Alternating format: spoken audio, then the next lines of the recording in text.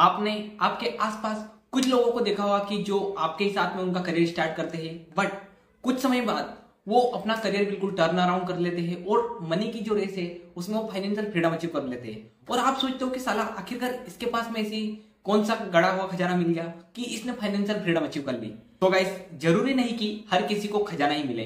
कुछ लोग अपनी जिंदगी में कुछ ऐसे ऐसे बदलाव या फिर कुछ ऐसे ऐसे स्टेप्स लेते हैं जो कि उन्हें अल्टीमेटली फाइनेंशियली फ्री बना देता है। तो आज की इस वीडियो में हम the richest man of Babylon जो बुक है ना, उसमें से कुछ लेसन आपको बताऊंगा जिससे कि आप आपकी जो फाइनेंशियल फ्रीडम की जर्नी है ना उसको अचीव कर लोगे। सो गाइस, मैं हूं कपिल सोनती, स्वागत है आपका मेरे चैनल पर, जहां पर आपको मिलता है इन्वेस्टमेंट, पर्सनल फाइनेंस और बिजनेस रिलेटेड कंटेंट, जिसका मेन फोकस है 1 मिलियन लोगों को फाइनेंशियल फ्रीडम अचीव करवाना। तो चलिए बिना किसी देरी के आज के इस वीडियो को स्टार्ट करते हैं। सो गाइस, अगर आपको भी आपकी लाइफ में फाइनेंशियल फ्रीडम अचीव करनी है तो आपको जो पहला स्टेप लेना है वो है कि आपको खुद को सबसे पहले पे करना होगा। देखो यार, हम हमारी जिंदगी में जो हमारा रहता है मोबाइल का बिल, बिजली का बिल, मतलब हम हर एक एक्सपेंस के लिए उनको पे कर देते हैं, बट कभी भी हम खुद को पे करते ही नहीं है। लाइक मान लो आपकी इनकम आती है, आप पहले वो उधर खर्च कर देते हो, रेंट दे देते हो, आपने कन्वेंस में खर्चा कर दिया, पर कभी भी आप खुद को वो इनकम देते ही नहीं हो। मतलब कि अगर आपको फाइनेंशियल फ्रीडम अचीव करना है तो आपको मिनिमम 10% जो आपकी इनकम है ना उसको कहीं ना कहीं सेट असाइड करके सेव करना होगा। क्योंकि अगर आप उसे सेव करोगे तो कहा जाता है कि जो आपने बचाया है ना उसे भी कमाया ही कहा जाता है। तो मान लो आपकी इनकम है 10,000 रुपए पर मंथ और मान लो आप 1,000 रुपए बचाते हो, तो ये देखने में बहुत ही ज्यादा छोटा फिगर लगता है, पर सोचिए कि आप एक साल बाद कितना बचा लोगे। आप एक साल बाद 12,000 रुपए के आसपास बचा लोगे। मतलब इसका ये मतलब हो गया कि आपने एक महीने से ऊपर की आपकी इनकम अर्न कर ली है, वो भी मतलब कि बिना कुछ जगह पर काम किए। अब यार आप में से ये क्वेश्चन आता होगा कि साला पहले ही इनकम बहुत कम आती है तो आखिरकार उसे कैसे सेव करें। भाई कुछ ऐसी चीज बता जो कि हम उससे सेव कर ले। तो देखो यार, अगर आपको सेव करना है तो आपको सेकंड टिप फॉलो करनी पड़ेगी, और वो है कि आपको एक बजट बनाकर चलना होगा। देखो कुछ एक्सपेंस ऐसी है जिन्हें कि हम कंट्रोल कर सकते हैं। लाइक हमें इसके लिए नीड और वांट में फर्क करना पड़ेगा। देखो नीड यानी कि वो चीजें होती है रोटी, कपड़ा, मकान, ठीक है, जिन्हें हमें करना है, मतलब करना है, एक इंटरनेट भी उसके अंदर आ जाता है। पर वांट ऐसी चीजें लाइक मुझे गुच्ची के कपड़े पहनने हैं। इसके अलावा आपकी वांट हो सकती है कि भाई मैं तो बस वगैरह से थक गया हूं, खुद की कार चाहिए, सब कुछ खुद का पर्सनल चाहिए। तो ये क्या है कि आपके ऊपर अननेसेसरी एक्सपेंसेस बढ़ा देती है। तो अगर आप आपकी जो अननेसेसरी एक्सपेंसेस है इनको कंट्रोल कर लोगे तो आप आराम से जो भी आपका गोल है ना उतने पैसे सेव कर लोगे। अब देखो यार, इसको सेव करने के लिए आप 50-30-20 का बजट बना सकते हो, जिसमें कि 50% पैसे आप नीड पे खर्च कर दो, 30% पैसे आप वांट पे, और जो बाकी का बच जाता है 20% उसको कहीं पर सेव कर लो। अब आप में से बहुत सारे बोलेंगे कि भाई सेव कर क्या मिल जाएगा। अगर मान ले मैंने हर महीने 10,000 रुपए भी सेव किए तो मैं एक साल में 1,20,000 ही कमाऊंगा। तो यहाँ पर आपके लिए थर्ड टिप आती है कि जो आपने पैसे सेव किए हैं ना उन्हें बस सेव ही मत कीजिए, बल्कि उन्हें कहीं ऐसी जगह पर इन्वेस्ट कर दीजिए जो कि आपके लिए और ही ज्यादा इनकम जनरेट करते रहे। लाइक आपके पास में जो 10,000 रुपए पर मंथ बच रहे उनको हो सकता है कि आप बैंक में डाल सकते हो, जहां से आपको एफडी का रिटर्न मिलेगा। खैर मैं वो किसी को भी सजेस्ट नहीं करूंगा, क्योंकि एफडी में उतना ही आपको इंटरेस्ट मिलेगा जितने की अपने देश में इन्फ्लेशन होती है। तो ये तो कोई भी एक अच्छा सौदा नहीं हुआ कि यार अपने पैसे आपने रखे और सोचा कि भाई आगे जाके वो ग्रो करेंगे, बट अल्टीमेटली इन्फ्लेशन भी उसी रेट से ग्रो हुई और आपके पैसे ने मतलब कि 100 रुपए के थे, इन्फ्लेशन से 106 के हो गए और आपके पैसे भी 106 हो गए। मतलब बराबर आपने कुछ भी अर्न नहीं किया, लिटरली कुछ भी अर्न नहीं किया। तो आप देखो, इसके अलावा आप गोल्ड में, रियल एस्टेट में, स्टॉक मार्केट में आदि चीजों में इन्वेस्ट कर सकते हो, जहां से कि आपको एक अच्छा रिटर्न मिल जाएगा। अब आप में से बहुत सारे बोलेंगे कि हमें इसका कुछ भी नॉलेज नहीं है, तो मैं जो वॉरेन बफेट ने सलाह दी है ना उसको मैं दोहराता हूं।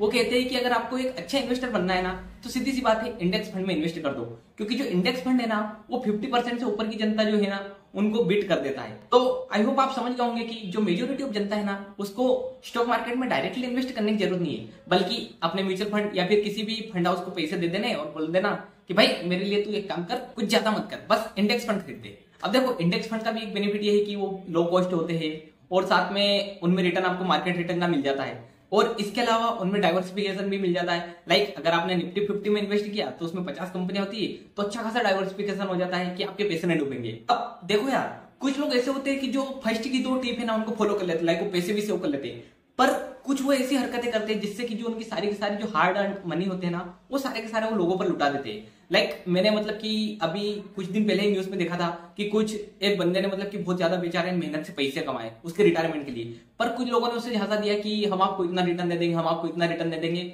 और लिटरली उसने उसके सारे के सारे पैसे उनको दे दिया कि अच्छा है, मतलब कि ज्यादा पैसा कौन नहीं चाहता, पर आपको आपकी जो कैपिटल है ना उसको सबसे ज्यादा प्रोटेक्शन की जरूरत होती है, क्योंकि मान लो अगर आपने कैपिटल ही प्रोटेक्ट नहीं करी तो आप पैसों से पैसे किसे कमाओगे? क्योंकि अगर कैपिटल ही चली गई तो मान लो आपके पास में 100 रुपए थे और उसमें से अगर 80 रुपए चले गए तो अब आप 20 रुपए से मतलब क्या ही कैपिटल बना लोगे वापस? वापस आपको 100 रुपए पर पहुंचने के लिए 4 गुना रिटर्न चाहिए होगा। सो आई होप आप समझ रहे होंगे। इसके अलावा जो ये बहुत सारा अभी यूट्यूब पर भी चल रहा है कि कुछ इन्फ्लुएंसर बताते हैं कि मैं 100%, मैं 90%, मैं 95% का वो रेशो देता हूं कि सक्सेस हो गए। तो देखिए ऐसे झमेले में मत पड़िए। मैंने आपको अभी थोड़ी देर पहले बताया कि अगर आपको इन फील्ड में कुछ भी नॉलेज नहीं है ना तो सीधी सी बात है कि आप आपके पैसे इंडेक्स फंड में लगा दो और आपकी इनकम को सिक्योर करने के लिए आप आपके माइंड पर इन्वेस्टमेंट करने लग जाओ। लाइक आप कुछ नई स्किल से एक्वायर कर लो। लाइक अभी चैट जीपीटी बोल रहा है कि बहुत सारे लोगों की जॉब खा जाएगा, मतलब चैट जीपीटी नहीं बोल रहा है, मतलब बड़े बड़े जो भी डेटा साइंटिस्ट वगैरह वो बोल रहे हैं। तो आप चैट जीपीटी या फिर उसके रिगार्डिंग प्रॉम्प्ट इंजीनियरिंग वगैरह सीख लो, ताकि इससे क्या होगा कि आपकी भी हेल्प हो जाएगी और आपके पास में स्किल्स रहेगी। तो बाद में वो बोला जाएगा ना कि चैट जीपीटी आपकी जॉब नहीं खाएगी, जो चैट जीपीटी को चलाने जानता है वो आपकी जॉब खाएगा। तो बस आप उसकी जगह पर आप रहोगे तो ऐसे आपकी जॉब भी नहीं जाएगी और आपके पास में स्किल्स रहेगी, तो इंडस्ट्री में आपकी कदर रहेगी और आपकी इनकम के नए नए सोर्सेस खुलते जाएंगे। इसके अलावा जो रिचेस्ट मैन ऑफ बेबीलोन में 5th जो लेसन दिया है वो दिया है कि अपना खुद का घर खरीदो। देखो यार ये जो कंसेप्ट है ना आपका खुद का घर होना, ये बुक के हिसाब से मतलब कि थोड़ा ओल्ड हो चुका है, क्योंकि ये बुक शायद 1950 के आसपास लिखी गई थी। मेरे को एग्जैक्ट टाइम नहीं याद है, मैं आपको दिखा दूंगा स्क्रीन पर। तो उस समय पर मतलब खुद का घर खरीदना बहुत ही ज्यादा एक सिक्योरिटी का ऑप्शन था। बट अगर आप अभी यंग हो तो मैं आपको बिल्कुल भी सजेस्ट नहीं करूंगा कि आप खुद का घर खरीदो, बल्कि आप आपके लिए जो दूसरी चीजें है ना, लाइक आप खुद के लिए कुछ असेट्स बिल्ड कर दो, ताकि बाद में अगर आप थोड़े समय बाद घर भी खरीदोगे तो उससे इतना फर्क आपकी इनकम पर नहीं आएगा। मान लो आप अभी आपकी स्टार्टिंग फेज में हो और आपकी इनकम अभी 25-30 हजार रुपए महीने और आप 10-12 हजार की ईएमआई करवा लेते हो घर के चक्कर में, तो ये कहीं से भी फेयर नहीं है। इससे अच्छा है अभी अपनी एक्सपेंसेस को कम करो और अपने पैसों को ऐसी जगह पे इन्वेस्ट करो जो कि आपका नॉलेज बढ़ाए या फिर आपकी असेट कॉलम को बढ़ाए, जिससे कि अल्टीमेटली क्या होगा कि आपके पास में बहुत सारी इनकम के स्रोत आ जाएंगे। उसके बाद में आप घर मतलब बिल्कुल फिर लग्जरी वाला खरीद सकते हो।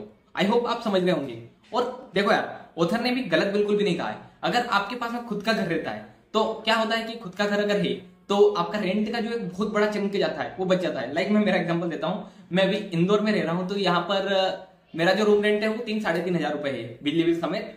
तो ऐसे में क्या है कि मेरे को 7 हजार रुपए के आसपास स्टाइपेंड से मिलते हैं, तो उसमें से अगर 3.5 हजार मतलब 50% तो यहीं पे चला जा रहा है। तो आई होप आप समझ रहे होंगे कि कैसी लाइफ चल रही है। तो अगर आपके पास मान लो खुद का घर हो तो अभी मेरी भी 3.5 हजार के आसपास सेविंग हो सकती थी। इसके अलावा 6th लेसन है अपने फ्यूचर को इंश्योर करो। देखो यार आप में से लिटरली बहुत सारे लोग, लिटरली आप क्या मैं भी आधे लोगों के अंदर आता हूं जो कि इंश्योरेंस वगैरह जैसी चीजों को नहीं लेते। देखो यार अगर आपके पास में हेल्थ इंश्योरेंस, लाइफ इंश्योरेंस और डिसेबिलिटी इंश्योरेंस, ये 3 इंश्योरेंस बहुत ज्यादा इंपॉर्टेंट है। अगर ये नहीं है ना तो मतलब आप बिल्कुल सट्टा ही खेल रहे हो। जैसे हम बोलते हैं ना कि फ्यूचर्स एंड ऑप्शंस एक तरीके का सट्टा है, उसी प्रकार आप आपकी लाइफ का सट्टा खेल रहे हो। क्योंकि देखो यार यहाँ पे बहुत ही ज्यादा इग्नोरेंस है। लोग सोचते हैं कि वो कभी बीमार नहीं होंगे। देख भाई मतलब तू वो आयरन क्या बोलते हैं उसको आयरन मैन तो ज्यादा बोल दिया, मतलब तू क्या वो ग्रीक गॉड नहीं है कि कभी बीमार नहीं होगा।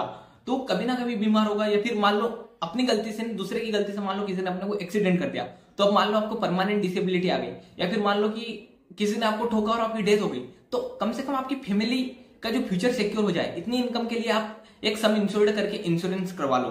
क्योंकि अगर आपके पास में इंश्योरेंस नहीं है तो आप सट्टा तो खेल ही रहे हो, प्लस आपकी जो फैमिली है उसकी भी लाइफ को आप सिक्योर बिल्कुल भी नहीं रख रहे हो।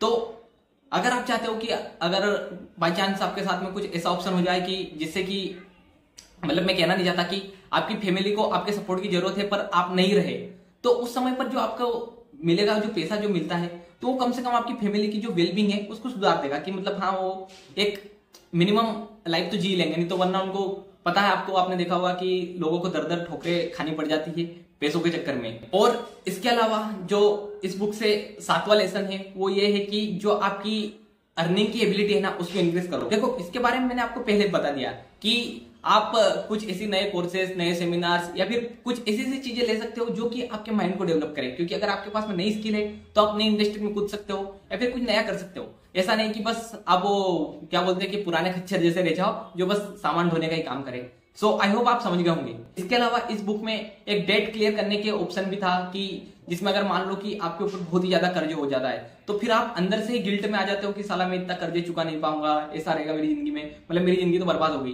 तो ऐसे में ये है कि आपको डिसिप्लिन होकर थोड़ा थोड़ा अमाउंट आपके क्रेडिटर्स को चुकाना है। क्रेडिटर्स मतलब जो आपके उधारी मांग रहे हैं आपकी तरफ, तो अगर आप उनको थोड़ा थोड़ा चुकाओगे तो उनको एश्योरेंस रहेगा कि हाँ ये भाई दे देगा। और इस हिसाब से मैं आपको यहाँ पर कहना चाहूंगा कि उस समय क्रेडिट कार्ड नहीं थे, बट आज के समय में क्रेडिट कार्ड वगैरह है। तो आपको बहुत सारे लोग बोलेंगे कि क्रेडिट कार्ड का ये बेनिफिट है, ये बेनिफिट है, ये बेनिफिट है। घंटा कुछ भी बेनिफिट नहीं है। अगर आपके पास में क्रेडिट कार्ड है तो आप मतलब कि बिना कुछ जाने पहचाने खर्चे करोगे। लाइक मैं मेरे दोस्त का एग्जांपल देता हूँ। उसके पास में जब हम 12th क्लियर कर रहे थे उसके बाद में उसके पास में क्रेडिट कार्ड आ गया था। मतलब सोच रहे हो, मेरे पास अभी तक क्रेडिट कार्ड नहीं है पर उसके पास में क्रेडिट कार्ड था। तो पता है उसने अनजानी चीजों पर भी खर्चा कर दिया कि ये चीज नहीं चाहिए थी, फिर भी उसके ऊपर खर्चा कर दिया।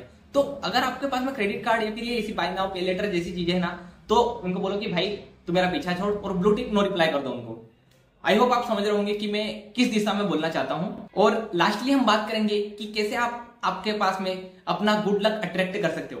देखो यार, अब आप में से बहुत सारे बोलेंगे कि अपन देखो लकी किसको बोलते हैं, अरे यार साला कितना लकी उसको वहां पर जॉब नहीं लगी, अरे यार वो कितना लकी उसको पैसे मिल गए जमीन पर, अरे यार वो कितना लकी है वहां पे गया और वो पैसे जीत के आ गया। तो मतलब अपन लकी मतलब अलग अलग जगह पर अलग अलग लोगों को मानते हैं। पर अगर बात करें अगर हम खुद के लक को अट्रैक्ट करने की, तो अगर मान लो आपकी किसी एक चीज में स्पेशलिटी है, लाइक मान लो मेरी फाइनेंस में स्पेशलिटी है और अगर आगे जाकर मैं इसी में करियर बनाऊंगा तो ये एक तरीके से मेरे लक हो गया। क्योंकि मान लो आगे मैं किसी बड़ी कंपनी में काम करूंगा या फिर खुद का म्यूचुअल फंड लाऊंगा या फिर मतलब मेरे भी कुछ सपने हैं जो कि मैं अभी डिस्कस नहीं कर सकता। तो आगे में जाकर इस फील्ड में फिर बहुत सारे लोग बोलेंगे कि हाँ यार ये तो लकी था। बट देखो मैं लकी नहीं था, मैंने उसी फील्ड में काम करता गया काम करता गया काम करता गया, उसके बाद में मैं लकी बना। तो उसी प्रकार अगर आपको भी लक को अट्रैक्ट करना है तो किसी एक फील्ड को जिसमें आपका बहुत ही ज्यादा इंटरेस्ट है उसे चूज करो और उसमें लग जाओ।